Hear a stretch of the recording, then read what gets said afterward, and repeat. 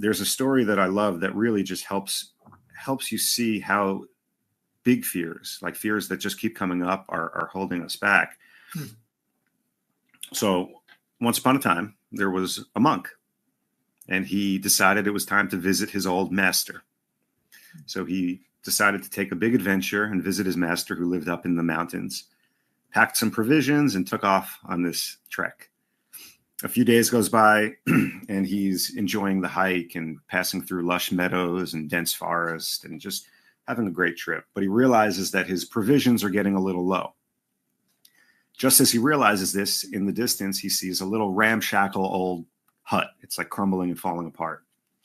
He's like, maybe someone's home. But then he sees an old cow out front, an old skinny cow. He's like, someone must be home. Let me go knock.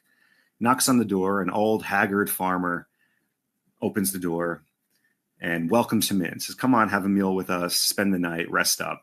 He calls into his wife, asks her to set the table for a guest. They're sitting there at dinner, and they're having just a meager meal of a little bit of cheese and some milk and some stale bread. And the monk just asks the farmer and his wife, how's life? How are you faring in life? And the old farmer says, we do okay. We get by. We survive. I don't know if you noticed our old cow out front, but that old cow provides us a little bit of milk, which we drink and turn into cheese, and we sell some, and we're able to trade it for some bread. And, that's it. We just kind of live on that. And of course, he thanked them for a great meal or a great conversation and a place to sleep, and went to bed for the night. The next morning, they reconvene over breakfast, a breakfast of milk and cheese and a little bit of stale bread. And the monk speaks up and he says, you guys have been so hospitable to me. I'd love to give you a gift. And last night I was just thinking about what I can offer you that would really help you. And he says, I came up with this piece of advice. And here it is. I think you should kill your cow immediately. And with that, he bid them farewell and left. The farmer and his wife stared at each other in disbelief. Like, did that really just happen? Kill this cow that keeps us alive?